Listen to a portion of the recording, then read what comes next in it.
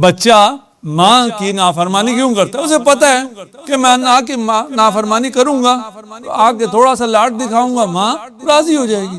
باپ جلدی راضی نہیں ہوا کرتا تھا، ماں جلدی راضی ہوا کرتی تھی، کیونکہ وہ جلدی راضی ہوتی تھی، اس لیے اس کے پاؤں کے نیچے جنت ہے۔ ایک شخص ہے گناہ کرتا ہے، اور گناہ کرنے کے بعد کہتا ہوں کہ ٹھیک ہے میں گناہگار ہوں، لیکن شفاعت کے لیے ائمہ موجود ہیں، وہ میری شفاعت کر دیں گے، میں جنت میں چلا جاؤں گا۔ کسے شفاعت ملے گی کسے نہیں ملے گی، وہ ساری باتیں اپنی جگہ۔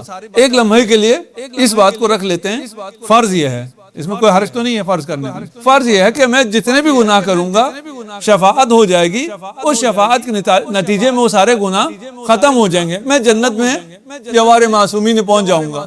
اگر ایسا ہو، اگر کے ساتھ کہہ رہا ہوں کہ میں گناہ کروں، وہ گناہ بھی سارے معاف ہو جانے ہوں، مجھے جنت بھی ملنی ہو، تو یہاں بھی تھوڑے سے مزے کر لیے، جنت میں بھی سارے مزے کر لیے، اس میں حرج کیا ہے؟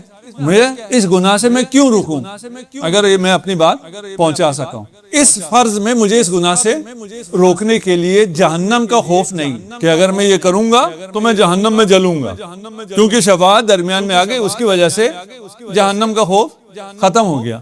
اب میں یہ معصیت کر سکتا ہوں اس فرض کی بنیاد۔ اولاً یہ فرض پورا نہیں ہے، کوئی انسان کسی معصیت کو یہ کہہ کر یہ دعویٰ نہیں کر سکتا کہ میں یہ معصیت کروں گا اس کی شفاعت ہو جائے گی۔ اگر کسی معصیت کو کوئی حقیر سمجھ کر، کم سمجھ کر، سبک سمجھ کر کہ اس سے کیا فرق پڑتا ہے وہ معصیت کرے، تو وہ معصیت کیا ہو جاتا ہے؟ کبائر میں سے ہو جاتا ہے۔ وہ گناہ جسے آپ نے صغیرہ سمجھا، جیسے ہی آپ نے اس گناہ کو صغیرہ سمجھا وہ کبیرہ ہو جاتا ہے۔